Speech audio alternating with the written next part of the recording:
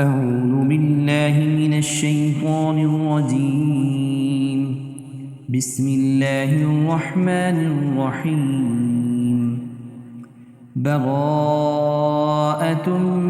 من الله ورسوله إلى الذين عاهدتم من المشركين فسيحوا في الأرض 4 أشهر واعلموا أنكم غير معجز الله وأن الله مخزي الكافرين. وأذان من الله ورسوله إلى الناس يوم الحج الأكبر أن الله بريء من المشركين ورسوله فإن تبتم فهو خير لكم وإن توليتم فاعلموا أنكم غير معجز الله وبشر الذين كفروا بعذاب أليم. إلا الذين عاهدتم من المشركين ثم لم ينقصوكم شيئا ولم يظاهروا عليكم أحدا فأتموا إليهم عهدهم إلى مدتهم إن الله يحب المتقين.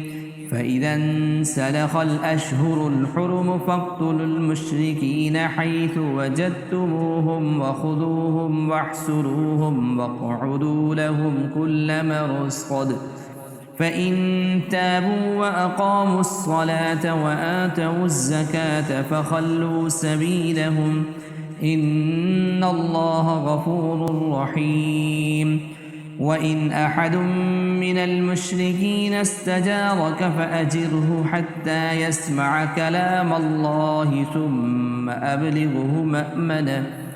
ذلك بأنهم قوم لا يعلمون. كيف يكون للمشركين عهد عند الله وعند رسوله إلا الذين عاهدتم عند المسجد الحرام فما استقاموا لكم فاستقيموا لهم إن الله يحب المتقين. كيف وإن يظهروا عليكم لا يرقبوا فيكم إلا ولا ذمة يرضونكم بأفواههم وتأبى قلوبهم وأكثرهم فاسقون. اشتروا بآيات الله ثمنا قليلا فصدوا عن سبيله إنهم ساء ما كانوا يعملون. لا يرقبون في مؤمن إلا ولا ذمة وأولئك هم المعتدون. فإن تابوا وأقاموا الصلاة وآتوا الزكاة فإخوانكم في الدين ونفصل الآيات لقوم يعلمون. وإن نكثوا أيمانهم من بعد عهدهم وطعنوا في دينكم فقاتلوا أئمة الكفر إنهم لا أيمان لهم لعلهم ينتهون. ألا تقاتلون قوما نكثوا أيمانهم وهموا بإخراج الرسول وهم بدؤوكم أول مرة أتخشونهم فالله أحق أن تخشوه إن كنتم مؤمنين. قاتلوهم يعذبهم الله بأيديكم ويخزهم وينصركم عليهم ويشف صدور قوم مؤمنين ويذهب غيظ قلوبهم ويتوب الله على من يشاء والله عليم حكيم. أم حسبتم أن تتركوا ولما يعلم الله الذين جاهدوا منكم ولم يتخذوا من دون الله ولا رسوله ولا المؤمنين وليجة والله خبير بما تعملون ما كان للمشركين أن يعمروا مساجد الله شاهدين على أنفسهم بالكفر أولئك حبطت أعمالهم وفي النار هم خالدون إنما يعمر مساجد الله من آمن بالله واليوم الآخر وأقام الصلاة وآتى الزكاة ولم يخش إلا الله فعسى أولئك أن يكونوا من المهتدين أجعلتم سقاية الحاج وعمارة المسجد الحرام كمن آمن بالله واليوم الآخر وجاهد في سبيل الله لا يستوون عند الله والله لا يهدي القوم الظالمين الذين آمنوا وهاجروا وجاهدوا في سبيل الله بأموالهم وأنفسهم أعظم درجة عند الله وأولئك هم الفائزون يبشرهم ربهم برحمة منه ورضوان وجنات لهم فيها نعيم مقيم خالدين فيها أبدا إن الله عنده أجر عظيم يا أيها الذين آمنوا لا تتخذوا آباءكم وإخوانكم أولياء أن استحبوا الكفر على الإيمان ومن يتولهم منكم فأولئك هم الظالمون قل إن كان آباؤكم وأبناؤكم وإخوانكم وأزواجكم وعشيرتكم وأموال اقترفتموها وتجارة تخشون كسادها ومساكن ترضونها أحب إليكم من الله ورسوله وجهاد في سبيله فتربصوا حتى يأتي الله بأمره والله لا يهدي القوم الفاسقين لقد نصركم الله في مواطن كثيرة ويوم حنين إذ أعجبتكم كثرتكم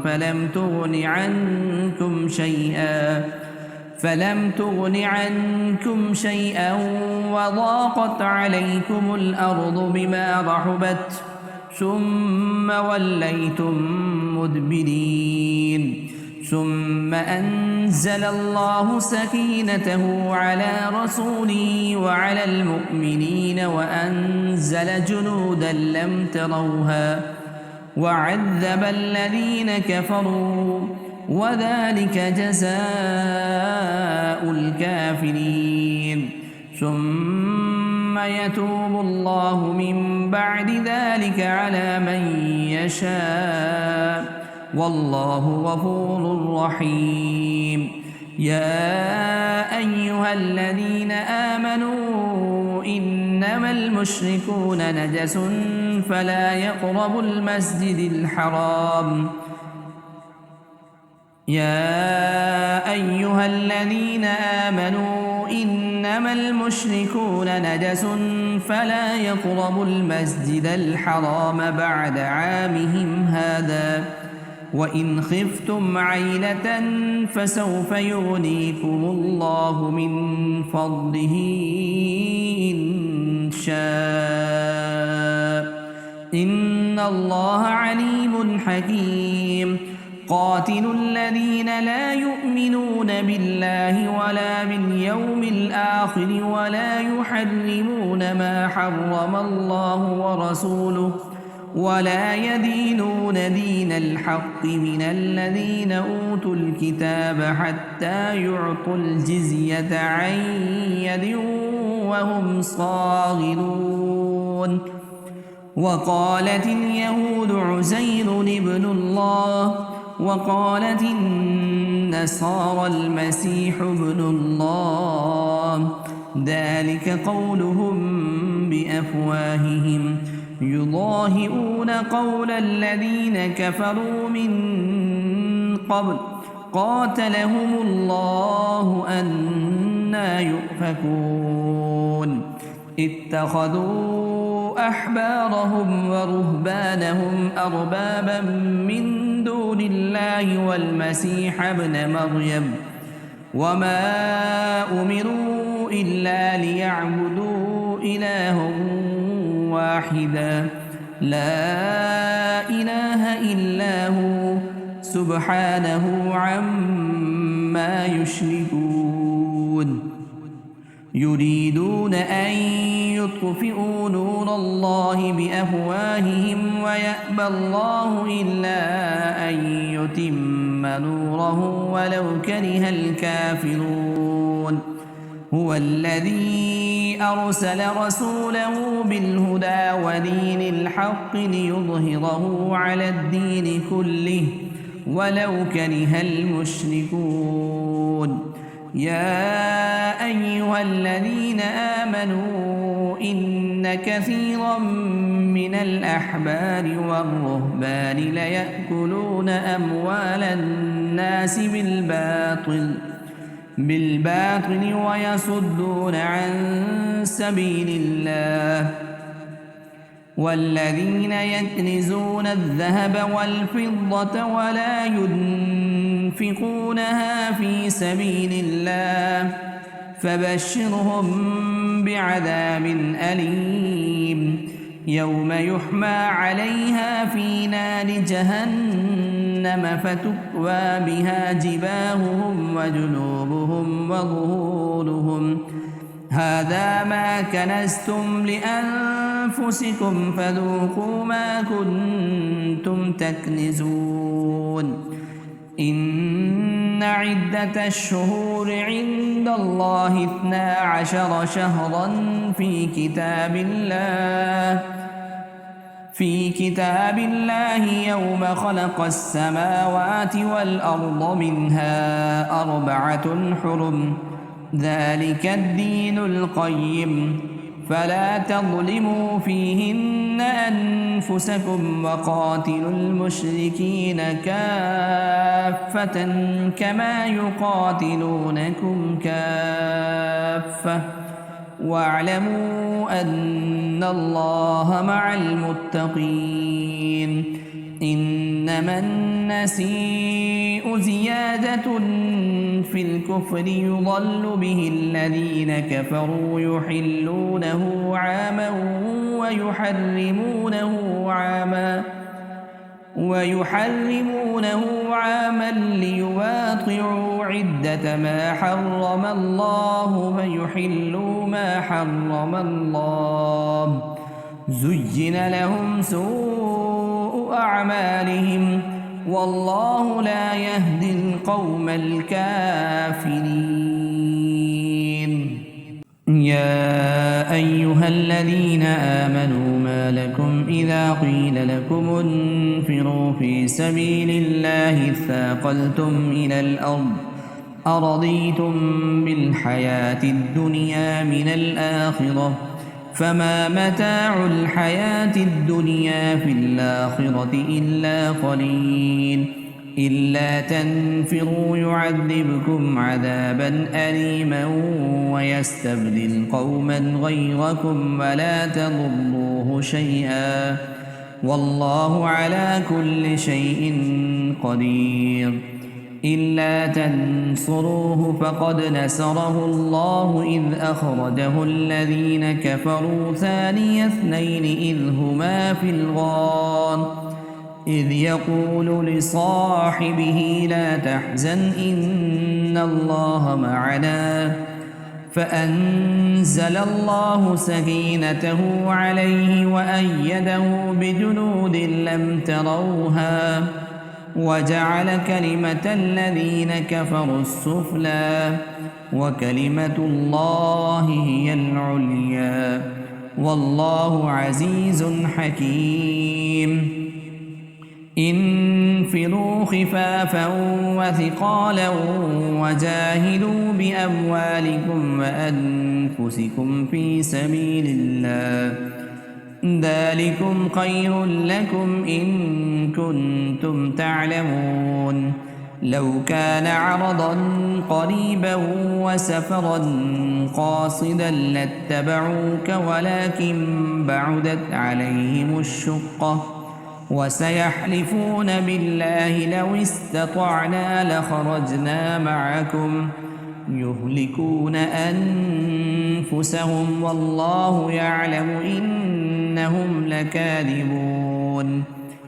عفى الله عنك لم أذنت لهم حتى يتبين لك الذين صدقوا وتعلم الكاذبين لا يستأذنك الذين يؤمنون بالله واليوم الآخر أن يجاهدوا بأموالهم وأنفسهم والله عليم بالمتقين إنما يستأذنك الذين لا يؤمنون بالله واليوم الآخر وارتابت قلوبهم فهم في ريبهم يترددون ولو أرادوا الخروج لأعدوا له عدة ولكن كره الله بعاثهم فثبطهم وقيل اقعدوا مع القاعدين لو خرجوا فيكم ما زادوكم إلا خبالا ولأوضعوا خلالكم يبغونكم الفتنة وفيكم سماعون لهم والله عليم بالظالمين لقد ابتغوا الفتنة من قبل وقلبوا لك الأمور حتى جاء الحق وظهر أمر الله وهم كارهون ومنهم من يقول ائذن لي ولا تفتني ألا في الفتنة سقطوا وإن جهنم لمحيطة بالكافرين إن تصبك حسنة تسؤهم وإن تصبك مصيبة يقولوا قد أخذنا أمرنا من قبل ويتولوا وهم فرحون قل لن يصيبنا إلا ما كتب الله لنا هو مولانا وعلى الله فليتوكل المؤمنون قل هل تربصون بنا إلا إحدى الحسنيين ونحن نتربص بكم أن يصيبكم الله بعذاب من عنده أو بأيدينا فتربصوا إنا معكم متربصون قل أنفقوا طوعا أو كرها لن يتقبل منكم إنكم كنتم قوما فاسقين وما منعهم أن تقبل منهم نفقاتهم إلا أنهم كفروا بالله وبرسوله ولا يأتون الصلاة إلا وهم كسالى ولا ينفقون إلا وهم كارهون فلا تعجبك أموالهم ولا أولادهم إنما يريد الله ليعذبهم بها في الحياة الدنيا وتزهق أنفسهم وهم كافرون ويحلفون بالله إنهم لمنكم وما هم منكم ولكنهم قوم يفرقون لو يجدون ملجأ أو مغارات أو مدخلا لولوا إليه وهم يجمحون ومنهم من يلمزك في الصدقات فإن أعطوا منها رضوا وإن لم يعطوا منها إذا هم يسخطون ولو أنهم رضوا ما آتاهم الله ورسوله وقالوا حسبنا الله سيؤتينا الله من فضله ورسوله إنا إلى الله راغبون إنما الصدقات للفقراء والمساكين والعاملين عليها والمؤلفة قلوبهم وفي الرقاب والغارمين وفي سبيل الله وابن السبيل فريضة من الله والله عليم حكيم ومنهم الذين يؤذون النبي ويقولون هو أذن قل أذن خير لكم يؤمن بالله ويؤمن للمؤمنين ورحمة للذين آمنوا منكم والذين يؤذون رسول الله لهم عذاب أليم يحلفون بالله لكم ليرضوكم والله ورسوله أحق أن يرضوه إن كانوا مؤمنين ألم يعلموا أنه من يحادد الله ورسوله فأن له نار جهنم خالدا فيها ذلك الخزي العظيم يحذر المنافقون أن تنزل عليهم سورة تنبئهم بما في قلوبهم قل استهزئوا إن الله مخرج ما تحذرون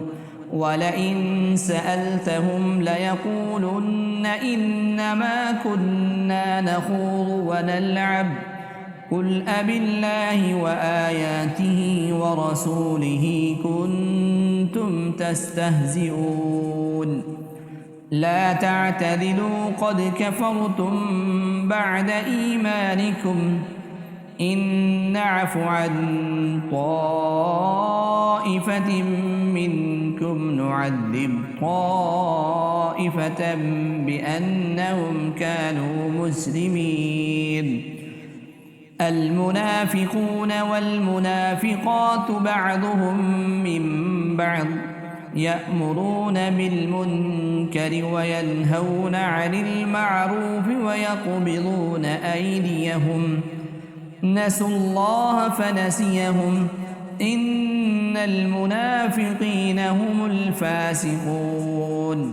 وعد الله المنافقين والمنافقات والكفار نار جهنم خالدين فيها هي حسبهم ولعنهم الله ولهم عذاب مقيم كالذين من قبلكم كانوا أشد منكم قوة وأكثر أموالا وأولادا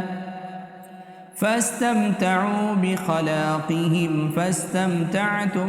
بخلاقكم كما استمتع الذين من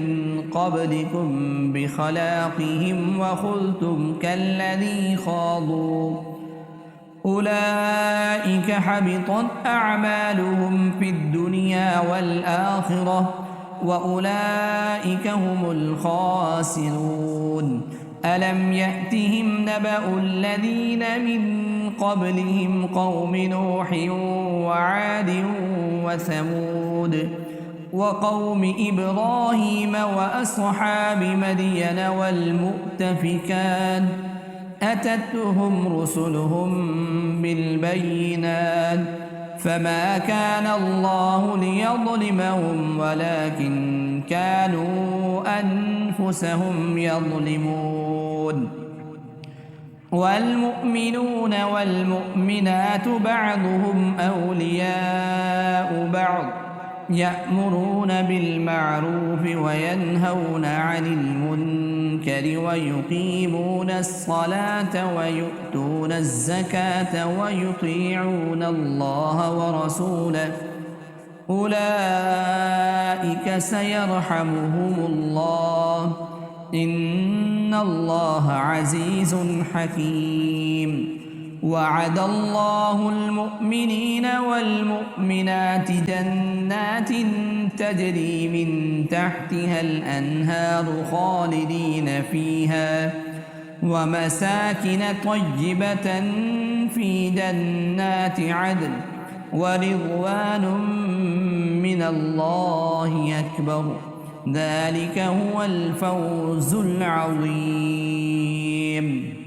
يا أيها النبي جاهد الكفار والمنافقين واغلظ عليهم ومأواهم جهنم وبئس المصير. يحلفون بالله ما قالوا ولقد قالوا كلمة الكفر وكفروا بعد إسلامهم وهموا بما لم ينالوا وما نقموا إلا أن أغناهم الله ورسوله من فضله وإن يتوبوا يك خيرا لهم وإن يتولوا يعذبهم الله عذابا أليما في الدنيا والآخرة وما لهم في الأرض من ولي ولا نصير. ومنهم من عاهد الله لئن آتانا من فضله لنصدقن ولنكونن من الصالحين فلما آتاهم من فضله بخلوا به وتولوا وهم معرضون فأعقبهم نفاقا في قلوبهم إلى يوم يلقونه بما أخلفوا الله ما وعدوه وبما كانوا يكذبون. ألم يعلموا أن الله يعلم سرهم ونجواهم وأن الله علام الغيوب. الذين يلمزون المطوعين من المؤمنين في الصدقات والذين لا يجدون إلا جهدهم فيسخرون منهم سخر الله منهم ولهم عذاب أليم. استغفر لهم أو لا تستغفر لهم إن تستغفر لهم 70 مرة فلن يغفر الله لهم ذلك بأنهم كفروا بالله ورسوله والله لا يهدي القوم الفاسقين. فرح المخلفون بمقعدهم خلاف رسول الله وكرهوا أن يجاهدوا بأموالهم وأنفسهم في سبيل الله وقالوا لا تنفروا في الحر قل نار جهنم أشد حرا لو كانوا يفقهون فليضحكوا قليلا وليبكوا كثيرا جزاء بما كانوا يكسبون. فإن رجعك الله إلى طائفة منهم فاستأذنوك للخروج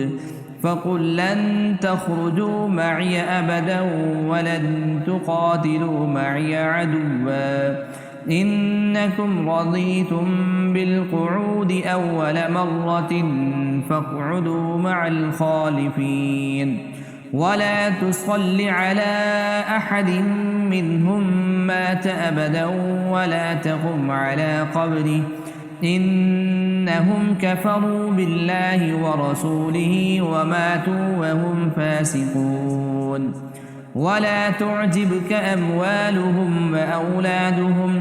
إنما يريد الله أن يعذبهم بها في الدنيا وتزهق أنفسهم وهم كافرون. وإذا أنزلت سورة أن آمنوا بالله وجاهدوا مع رسوله استأذنك أولو الطول منهم وقالوا ذرنا نكن مع القاعدين. رضوا بأن يكونوا مع الخوالف وطبع على قلوبهم فهم لا يفقهون. لكن الرسول والذين آمنوا معه جاهدوا بأموالهم وأنفسهم وأولئك لهم الخيرات وأولئك هم المفلحون. أعد الله لهم جنات تجري من تحتها الأنهار خالدين فيها ذلك الفوز العظيم. وجاء المعذرون من الأعراب ليؤذن لهم وقعد الذين كذبوا الله ورسوله سيصيب الذين كفروا منهم عذاب أليم. ليس على الضعفاء ولا على المرضى ولا على الذين لا يجدون ما ينفقون حرج إذا نصحوا لله ورسوله ما على المحسنين من سبيل والله غفور رحيم. ولا على الذين إذا ما أتوك لتحملهم قلت لا أجد ما أحملكم عليه تولوا وأعينهم تفيض من الدمع حزنا ألا يجدوا ما ينفقون. إنما السبيل على الذين يستأذنونك وهم أغنياء رضوا بأن يكونوا مع الخوالف وطبع الله على قلوبهم فهم لا يعلمون. يعتذرون إليكم إذا رجعتم إليهم قل لا تعتذروا لن نؤمن لكم قد نبأنا الله من أخباركم وسيرى الله عملكم ورسوله ثم تردون إلى عالم الغيب والشهادة فينبئكم بما كنتم تعملون. سيحلفون بالله لكم إذا انقلبتم إليهم لتعرضوا عنهم فأعرضوا عنهم إنهم رجس ومأواهم جهنم جزاء بما كانوا يكسبون. يحلفون لكم لترضوا عنهم فإن ترضوا عنهم فإن الله لا يرضى عن القوم الفاسقين. الأعراب أشد كفرا ونفاقا وأجدر ألا يعلموا حدود ما أنزل الله على رسوله والله عليم حكيم. ومن الأعراب من يتخذ ما ينفق مغرما ويتربص بكم الدوائر عليهم دائرة السوء والله سميع عليم. ومن الأعراب من يؤمن بالله واليوم الآخر ويتخذ ما ينفق قربات عند الله وصلوات الرسول ألا إنها قربة لهم سيدخلهم الله في رحمته إن الله غفور رحيم. والسابقون الأولون من المهاجرين والأنصار والذين اتبعوهم بإحسان رضي الله عنهم ورضوا عنه وأعد لهم جنات تجري تحتها الأنهار خالدين فيها أبدا، ذلك الفوز العظيم. وممن حولكم من الأعراب منافقون ومن أهل المدينة مرضوا على النفاق لا تعلمهم نحن نعلمهم سنعذبهم مرتين ثم يردون إلى عذاب عظيم. وآخرون اعترفوا بذنوبهم خلقوا عملا صالحا وآخر سيئا عسى الله أن يتوب عليهم إن الله غفور رحيم. خذ من أموالهم صدقة تطهرهم وتزكيهم بها وصل عليهم إن صلاتك سكن لهم والله سميع عليم. ألم يعلموا أن الله هو يقبل التوبة عن عباده ويأخذ الصدقات وأن الله هو التواب الرحيم. وقل اعملوا فسيرى الله عملكم ورسوله والمؤمنون وستردون إلى عالم الغيب والشهادة فينبئكم بما كنتم تعملون. وآخرون مرجون لأمر الله إما يعذبهم وإما يتوب عليهم والله عليم حكيم. والذين اتخذوا مسجدا ضرارا وكفرا وتفريقا بين المؤمنين وإرصادا لمن حارب الله ورسوله من قبل وليحلفن إن أردنا إلا الحسنى والله يشهد إنهم لكاذبون. لا تقم فيه أبدا لمسجد أسس على التقوى من أول يوم أحق أن تقوم فيه رجال يحبون أن يتطهروا والله يحب المطهرين. أفمن أسس بنيانه على تقوى من الله ورضوان خير أم من أسس بنيانه على شفا جرف هار فانهار به في نار جهنم والله لا يهدي القوم الظالمين. لا يزال بنيانهم الذي بنوا ريبة في قلوبهم إلا أن تقطع قلوبهم والله عليم حكيم. إن الله اشترى من المؤمنين أنفسهم وأموالهم بأن لهم الجنة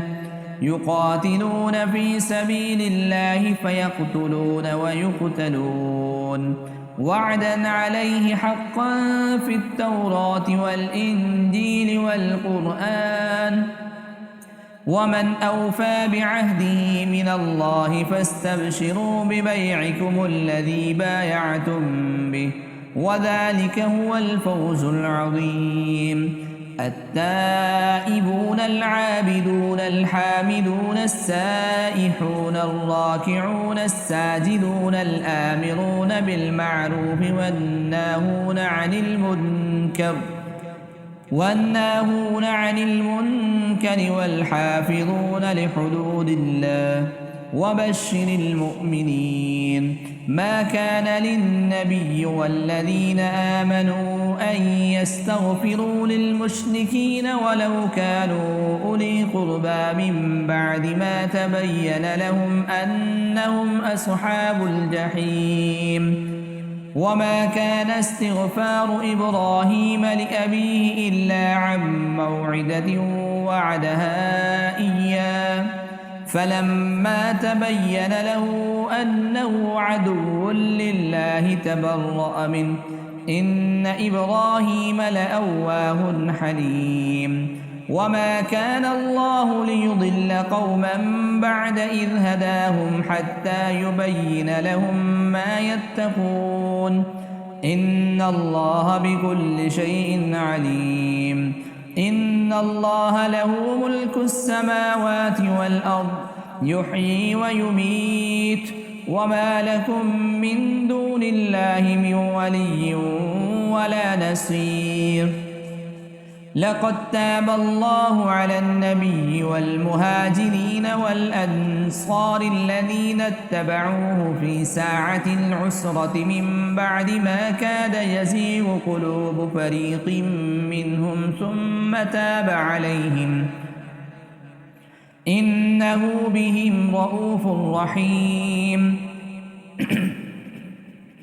وعلى الثلاثة الذين خلفوا حتى إذا ضاقت عليهم الأرض بما رحبت وضاقت عليهم أنفسهم وظنوا أن لا ملجأ من الله إلا إليه ثم تاب عليهم ليتوبوا إن الله هو التواب الرحيم يا أيها الذين آمنوا اتقوا الله وكونوا مع الصادقين ما كان لأهل المدينة ومن حولهم من الأعراب أن يتخلفوا عن رسول الله ولا يرغبوا بأنفسهم عن نفسه ذلك بأنهم لا يصيبهم ظمأ ولا نصب ولا مخمصة في سبيل الله ولا يطؤون موطئا يغيظ الكفار ولا ينالون من عدو نيلا إلا كتب لهم به عمل صالح إن الله لا يضيع أجر المحسنين ولا ينفقون نفقة صغيرة ولا كبيرة ولا يقطعون واديا إلا كتب لهم ليجزيهم الله أحسن ما كانوا يعملون وما كان المؤمنون لينفروا كافة فلولا نفر من كل فرقة